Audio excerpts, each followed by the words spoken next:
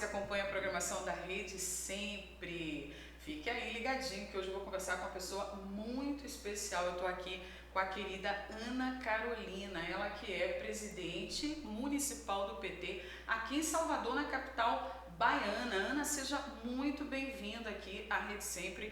É uma honra, né, ter uma mulher aqui na mesa para falar de política. A honra é minha de estar aqui nesse lugar que já me acolheu muito bem, e eu tenho certeza que a gente vai sim fazer outros programas muito interessantes. Vamos discutir muita política. Vamos ter que fazer. Porque lugar de mulher também é na política. Olha, eu tenho certeza que nós vamos fazer muitos programas, porque hoje eu vou ter que fazer um recorte. Eu tenho muitos interesses assim, de questionar você no sentido de trazer mais conhecimento para o público. Mas hoje a gente vai fazer um recorte sobre a história do PT, né? O Partido dos Trabalhadores está sendo noticiado aí, gente, para todo mundo ver que esse ano, né, o Partido dos Trabalhadores foi o que mais cresceu. Esse último ano de 25 foi o que mais ganhou filiações. E o partido está completando 46 anos, fundado lá em 10 de fevereiro de 1980, né? Não só pelo presidente Lula, mas por outros sindicalistas. Então, 46 anos de história, mais vivo do que nunca. Conta pra gente, Ana, vocês estão realmente renovando o partido? O Partido dos Trabalhadores é um partido que tem o seu princípio da democracia muito forte, né? Nós construímos um partido que ele tem na sua essência os processos de eleição direta. Eu acabei de passar por um processo desse, que são os nossos PEDs, a gente chama PED, processo de eleição direta, que é onde há a votação para eleger, né, a nova direção, a nova presidente, o novo presidente, o corpo executivo, né, em cada município, no estado, nacionalmente também. Então, o PT, ele funciona em uma lógica muito interessante, onde se respeita as diferentes opiniões.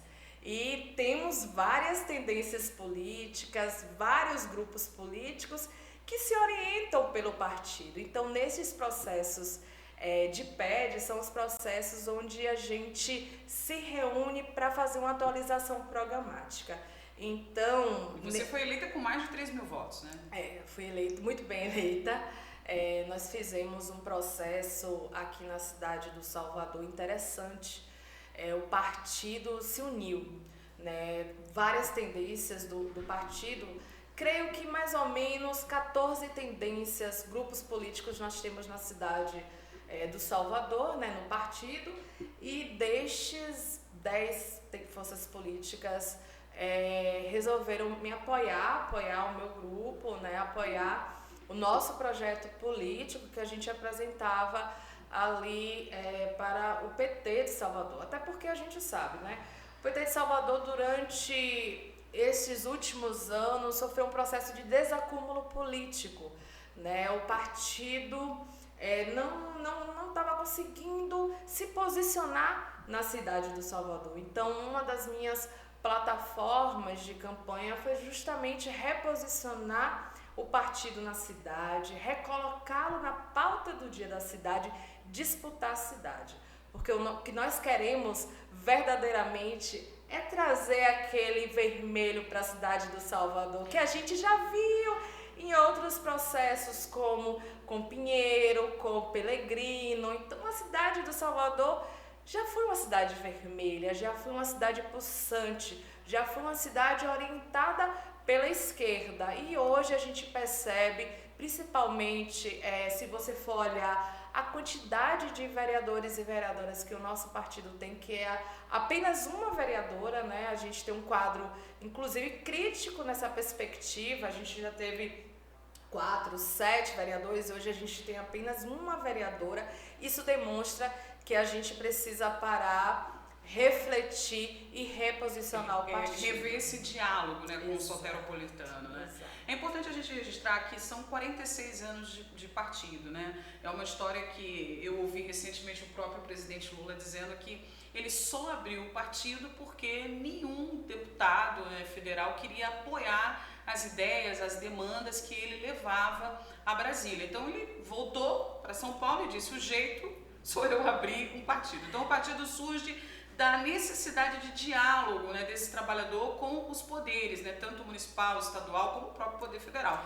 E essa história ela é muito expansiva, porque a gente eu acho que a gente não conhece a eleição sem a pessoa do presidente Lula, né? Porque ele disputou várias eleições até ganhar depois das diretas já, não é isso? Então o Brasil não conhece, o eleitor brasileiro não conhece uma eleição para presidente sem que o presidente Lula esteja participando dela, né? Exato. E digo mais, assim, o presidente Lula ele foi fundamental nesse processo de costurar com vários grupos políticos esse entendimento de classe, esse entendimento que os trabalhadores e as trabalhadoras precisavam se reunir, se unir para defender os seus direitos, para defender o direito do povo, o direito do trabalhador, da trabalhadora. Então foi um processo de muito diálogo com a juventude. Então, o Zé Disseu vem desse processo, né? Ele veio desse processo, ele era um dirigente da União Nacional dos Estudantes, né? Que entende a necessidade da criação de um Partido dos Trabalhadores e se soma a essa Lula. A gente tem as companheiras, muitas mulheres feministas que se organizavam naquele período com a pauta das mulheres, né, tendo essa vertente muito forte, inclusive da academia, entendendo também esse processo, se somando as negras e os negros, né? Olha, inclusive eu trouxe, por exemplo, alguns livros aqui, você falou da academia, né? Aqui, ó, tenho aqui Teologia Negra, olha né? Só, Editora Vozes, eu trouxe esse aqui, que eles mandam para mim, e eu trouxe aqui também esse, olha, Submissão Feminina, uma leitura bíblica feminista.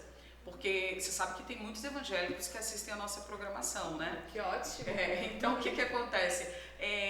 A base do PT estava também muito ligada ao cristianismo, né? A Igreja Católica participa plenamente desse movimento, né, de criação. O movimento da teologia da libertação, né? Então, para além, né, de todos esses grupos que eu citei, a teologia da libertação, eu diria que é um grupo que foi fundamental, central, inclusive do ponto de vista estratégico, né? Porque o partido ele é fundado, né? A gente tem um manifesto apresentado para a sociedade e a teologia da libertação, esse grupo religioso de padres, de freiras, a partir da sua localidade e a maioria localidades lá no território rural. Então o PT começa de baixo para cima. De baixo para cima.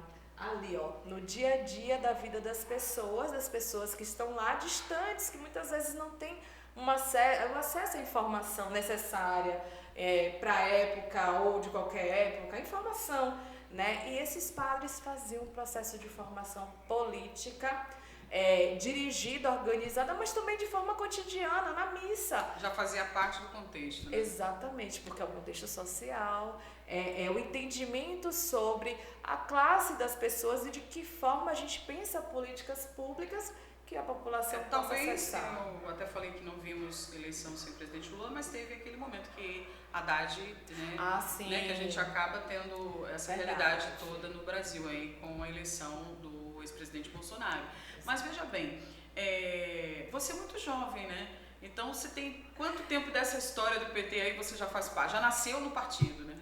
Mais ou menos. Um pouquinho, né? Um pouquinho. Minha família é uma família de esquerda, meu pai e minha mãe. Então, em casa, o meu berço é um berço que sempre foi refletido. É exatamente isso, né? O direito das pessoas, né? O direito à alimentação básica, o direito de ir e vir, o direito, né, das pessoas. Então, isso sempre fez parte de mim. Porém, quando eu entrei na universidade, eu fiz UFBA, fiz Química, fiz tanto o mestrado quanto a graduação na UFBA, e lá realmente foi um divisor de águas. Lá me encontrei com o movimento estudantil e foi um processo que não teve mais volta. Você formou em que ano na UFBA? Formei em 2009. 2009, eu formei em 2000. 9 anos antes eu estava formando ali no Instituto de Letras. Ai, que delícia! Ai, que delícia! Biblioteca Central, então, biblioteca tudo aqui. Olha, eu acho que a política para a juventude, ela parece que está tomando um novo rumo, né? A gente teve um apagão, acho que a juventude ficou um pouco afastada, né? mas a gente percebe muitas pessoas nessa faixa etária entre 18, 25, 30 anos retomando, não é isso?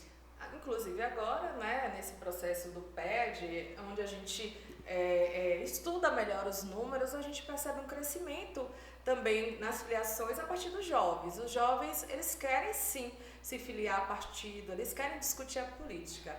E eu acho que a gente tem que discutir mais sobre as juventudes, né? Juventudes é algo incrível, porque você tem a juventude do hip hop, você tem as jovens mulheres, você tem um movimento estudantil, você tem o movimento da juventude tribos, rural. né, como a gente estava falando, né? Exato. Então, assim, é importante que a gente compreenda os anseios, que a gente compreenda os sonhos das juventudes.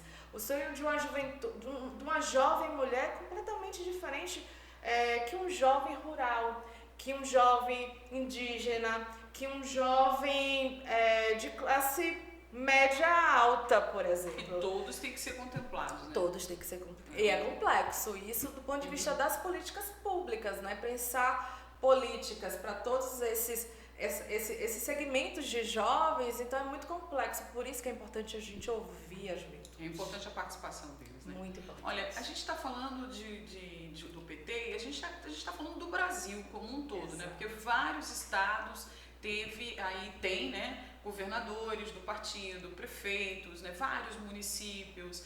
E a gente está na Bahia. Bahia, pelo que a gente percebe, você não precisa entender muito de política para entender o quanto o nosso estado, o estado que nós estamos hoje, tem representatividade nacional nas eleições do PT para presidente, né? E nesse contexto de desenvolvimento. Eu não estou nem falando de voto, estou falando de um Brasil novo, um novo Nordeste. Né? Tem aqui a revista Mãe Terra, eu tenho mostrado ela direto aqui.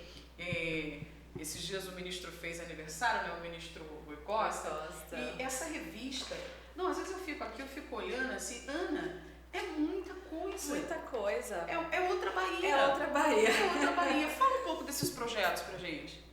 Eu penso que o nosso comandante Jacques Wagner, ele teve uma postura, uma posição muito importante para a história do estado da Bahia, né? A forma como ele se colocou, a forma como ele acreditou, né? Inclusive é engraçado porque internamente no PT a gente todo mundo, obviamente, né, tem aquela esperança de ganhar, mas derrotar o carlismo era algo muito além, uma ruptura de, né, algo realmente grande para a política nacional.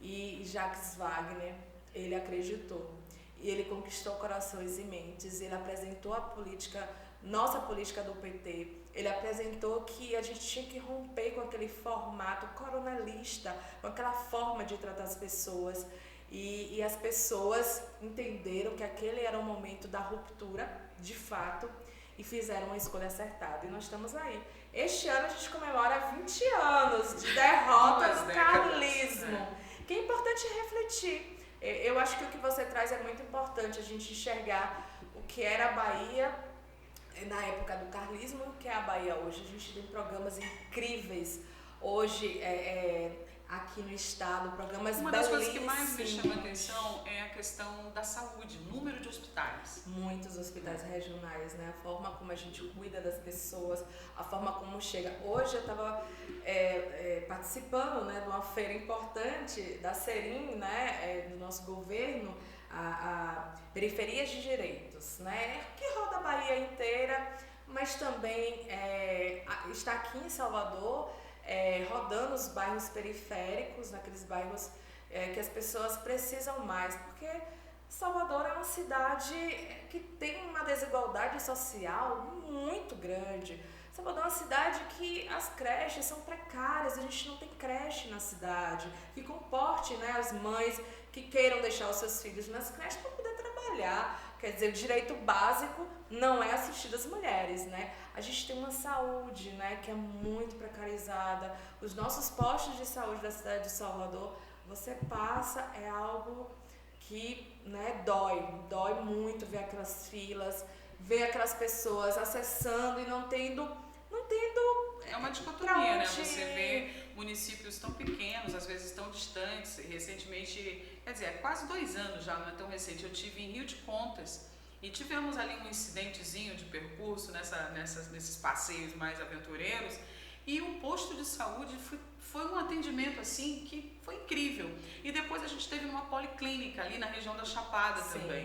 E aí você está na capital e você não consegue ter. Você já foi na nova rodoviária? Você já foi na nova rodoviária? Sem dúvida. É um aeroporto. É um aeroporto. Nossa, eu fui na inauguração e você está naquele equipamento público, né, que é feito com bom gosto, que é feito para as pessoas, que não é aquela coisa feita de qualquer jeito, sabe, naquele formato, se é para o povo, não, se é para o povo tem que ser bom, tem que ser bonito, as pessoas têm que se sentir confortáveis.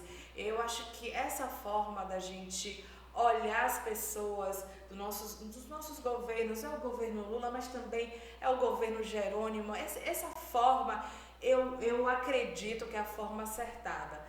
E hoje, em Salvador, a gente também tem outro marco, que é o VLT, que vai também vir nesse movimento, né? O antes e o depois do VLT.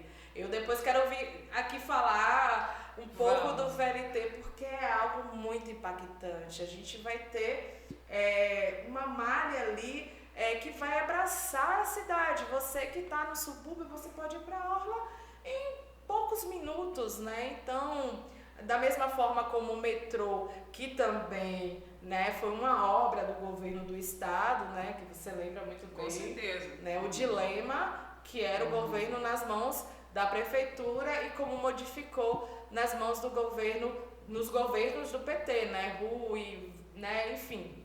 E agora Jerônimo, que está ampliando e está fazendo essa revolução. Eu diria que o VLT é uma verdadeira revolução. Olha, eu vou falar uma coisa. O governador Jerônimo, ele realmente, ele não dá sossego, não. É o dia inteiro chegando fotos, chegando vídeo, inaugurou. Eu acabo de plotar uma notícia, cadê esse governador? Tá onde? Você não consegue achar o governador, né? Porque ele tá e inaugura toda hora uma coisa. E ele é assim, viu? Meu Deus do céu, não tem mais o que falar. Eu gosto desse tipo de conversa aqui com você, porque às vezes a gente recebe uma matéria pronta e tal, mas não consegue questionar. Tá? E eu queria realmente entender alguns pontos. Por exemplo, agora vocês vão fazer o encontro de aniversário do PT, de 5 a 7. O presidente Lula novamente na Bahia, né? Teve aqui. Essa experiência aí do 14º Encontro Nacional do MST foi fantástico aqui para o nosso canal, né? Nós chegamos lá e descobrimos que não existe grito de guerra, existe grito de ordem. Né? 3.000 pessoas mobilizadas, organizadas. É surpreendente de ver. É lindo. É lindo. E com disciplina. Com disciplina. Eu cheguei lá no primeiro dia às 9 da noite. E eu descobri que tinha uma regra de organização. As pessoas só poderiam consumir o álcool porque tinha um barzinho lá com cervejinhas, com refrigerantes, mas não vendia. Só depois de que todas as atividades tinham encerrado, as pessoas poderiam sim confraternizar. 3.600 pessoas respeitando isso. Eu vi que 2 pessoas perderam o celular e o locutor, né, o chefe lá do cerimonial, estava anunciando, né, que havia perdido o celular, documento, carteira, um ambiente com 3.000 e poucas pessoas, quase 4.000 pessoas. E a alimentação também, a gente andou ali pela feira, toda aquela produção da agricultura familiar, né? Eu comprei muita coisa. Não tem como, voltei pra casa, nossa, lindo, incrível. Outro detalhe, além dos hospitais, a Bahia tem se destacado muito na economia solidária popular, né? Na agricultura familiar. Jerônimo, ele foi secretário nacional de desenvolvimento territorial em Brasília, no governo da nossa então presidenta Dilma Rousseff, né, dentro do Ministério do Desenvolvimento Agrário. Eu pude acompanhar esse processo, eu era assessora especial do ministro para assuntos da juventude rural. Uau! Então, e o nosso ministro na época era o Afonso Florencio, que hoje é da Casa Civil. Então, fomos, né, a Brasília e foi um momento muito rico, muito importante. É bom registrar isso porque, de uma certa forma, a Bahia ela está construindo o Brasil, né? Já em vários mandatos do presidente Lula que tem vários políticos, né? Vários intelectuais. Isso. Gilberto Gil esteve lá também e o governador Jerônimo é um engenheiro agrônomo, né? Exato. Então esteve lá também como um profissional técnico, né? Engenheiro da área. É uma construção, né? Porque quando você trabalha a base, o Brasil inteiro cresce, né? Imagina que hoje a gente tem aqui várias empresas que foram credenciadas para vender os produtos para o Brasil todo. Né? Eu pude descobrir isso na feira, que todos os anos acontece, inclusive... Lá no Costa Azul. Devia ser mais de uma vez por ano, eu viu? amo aquela feira. Uma vez só. Eu espero o ano inteiro. Eu também. E compro produtos para dar de presente no Natal. Então, maravilhoso. Nossa, todo mundo ama os cafés, os queijos. Os queijos, sem dúvida nenhuma. E cada ano ela está crescendo mais. Você vê a população aderindo, consumindo. Né? Esse produtos ano bons, não saudáveis. tinha como andar de tanta gente. Foi incrível. Eu acho que já vai ter que fazer em 2 pontos da cidade. É realmente um governo que tem trazido uma alegria para o baiano. Eu diria que o PT realizar o seu aniversário aqui na Bahia, em Salvador, não é à toa. Né? A gente tem um governador que é um governador referência nacional. Né? No último processo eleitoral, o estado da Bahia foi o estado que deu ao presidente Lula a maior votação de frente, se comparado aos outros estados. Então, a Bahia votou em Lula, né? Quase 80%, 70 e tantos % dos baianos votaram em Lula. Então, você olhar isso, olhar que aqui tem uma política firme, acertada, uma política que cuida do seu povo, né? Que é respaldada pelo governo federal. Então, eu não vejo um lugar melhor para a gente celebrar os 46 anos do nosso partido. Eu acho sim que foi acertadíssima essa posição da direção nacional em apontar, em dizer que a Bahia, que Salvador está no centro da política nacional e que todo mundo tem que vir aqui. Todo mundo tem que vir aqui para discutir política e também para ver de perto tudo isso que a gente conversou aqui, tudo isso que o nosso povo baiano sente. Que maravilha! Olha, queridos, eu estou aqui conversando com ela, Ana Carolina, ela que é presidente municipal do PT em Salvador, na capital baiana. Ana, então vamos falar dessa programação. Abre essa programação aí, que essa programação está extensa, tem muita coisa acontecendo, começa dia 5, termina dia 7 e está mobilizando o estado inteiro, né? Na verdade, o país, porque muitos ministros vão estar aqui, né? Além, assim, todos os ministros, né, do partido, principalmente, e também dos partidos aliados estarão aqui por conta da comemoração. Mas, para além disso, tem outro movimento que eu achei muito acertado também, que é a posse dos setoriais e das secretarias nacionais aqui. Então, a economia solidária, né, todos os setoriais, educação, comunitário... Do país inteiro.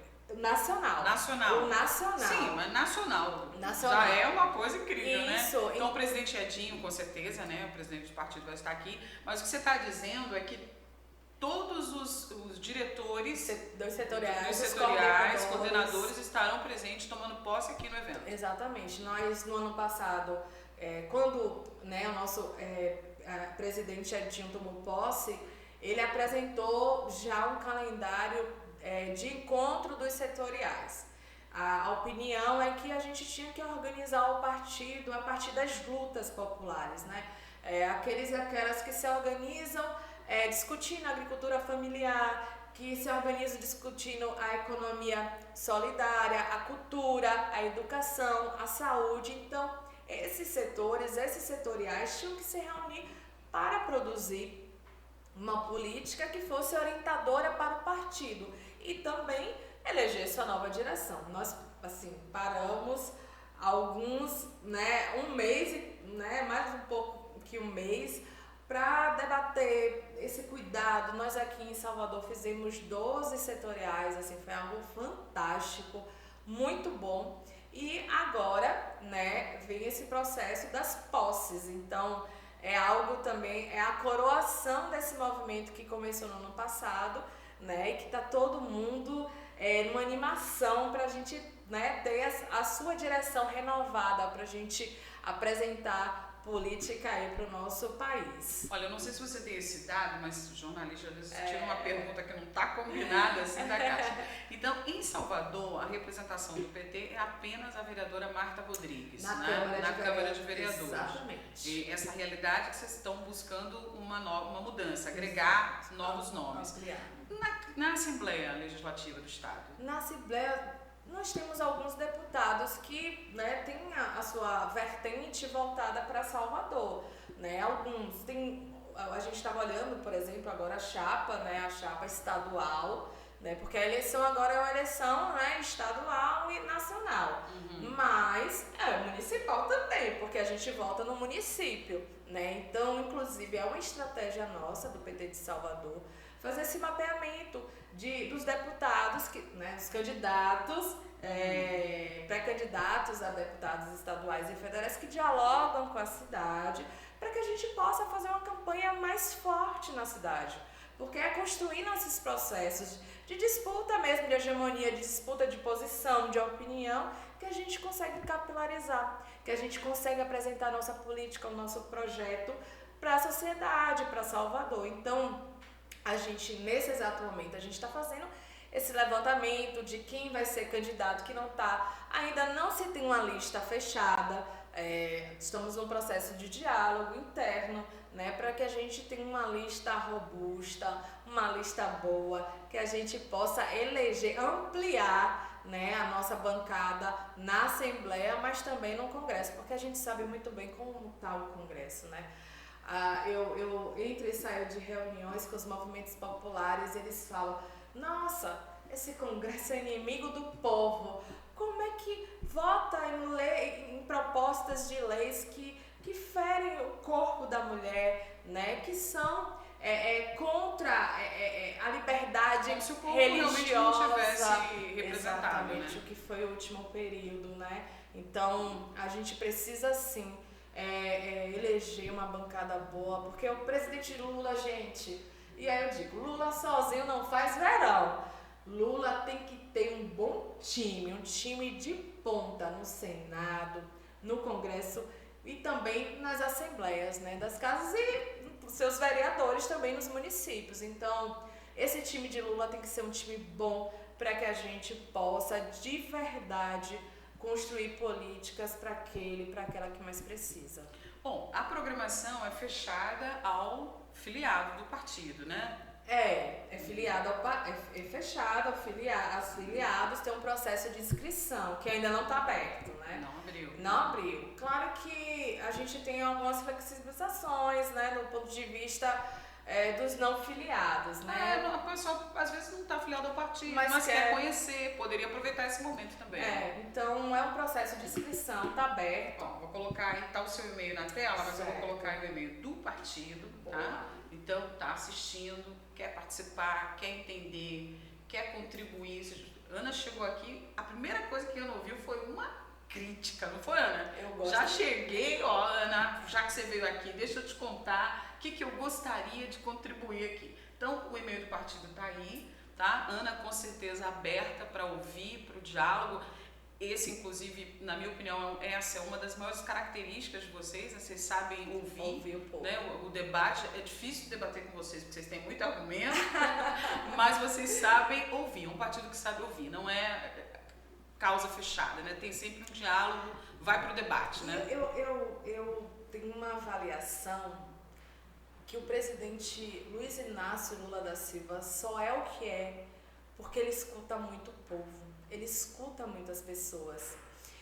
A partir da escuta ativa, ele consegue captar ali a essência, o que o povo quer. E quando ele se apresenta no palco, quando ele apresenta né? A sua narrativa, o seu discurso é algo que toca. Não tem quem não chore.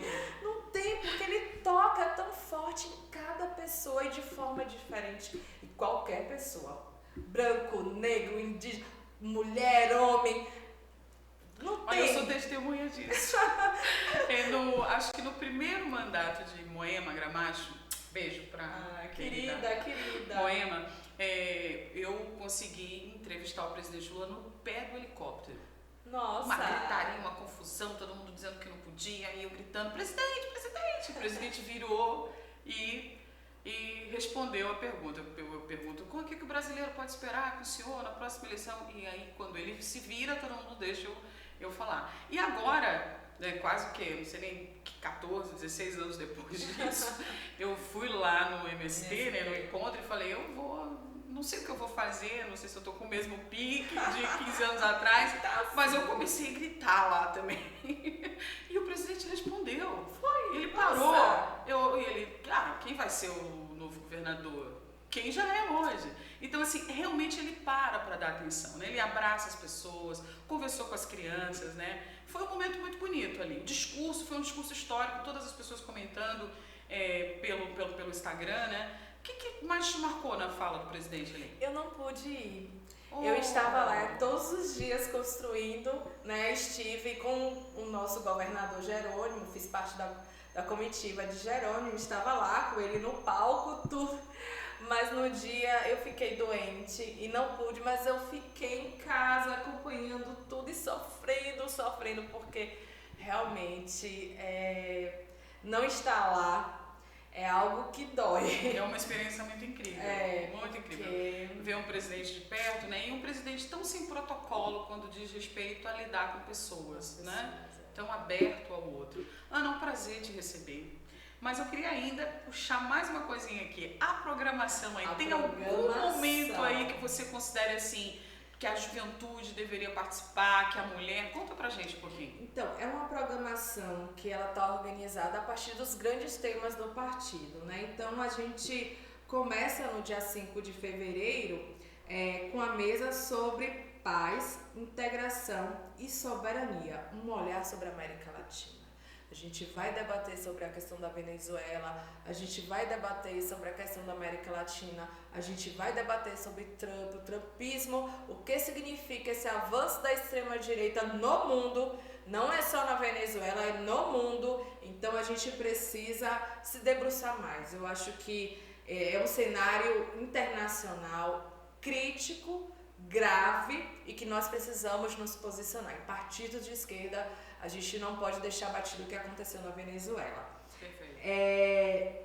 Depois a gente vai ter uma mesa com, nossa, tanta gente boa aqui, sobre comunicação, democracia e soberania, que é com Sidônio, nosso baiano. Nossa, o ministro vai estar aí. O nosso ex-presidente do Partido dos Trabalhadores, Éden Valadares, meu querido amigo, eu fui da executiva estadual junto com o meu presidente Éden, que uma vez presidente no PT, sempre presidente. Otávio Antunes, que é uma pessoa muito querida, a gente chama ele de Cabeção, o apelido dele nos bastidores, é um companheiro que acumula muito sobre a estratégia de comunicação. Então, é outro debate que a gente precisa aprofundar também. A gente está num processo de fake news, de desinformação, né? Então é importante a gente saber como é que nós, partidários, militantes, a gente se comunica com as pessoas, como é que a gente fala com vocês, como é que a gente tem que falar, como é que a informação correta chega para vocês. Isso é algo difícil nos tempos de hoje, esse mundo líquido em que as informações passam de forma muito rápida e a gente acaba não checando a fonte, não verificando se realmente aquela informação está correta. Vamos ter, ainda no dia 5, outra mesa muito interessante. Ai, esse encontro vai ser, viu, gente? Esse aniversário do PT.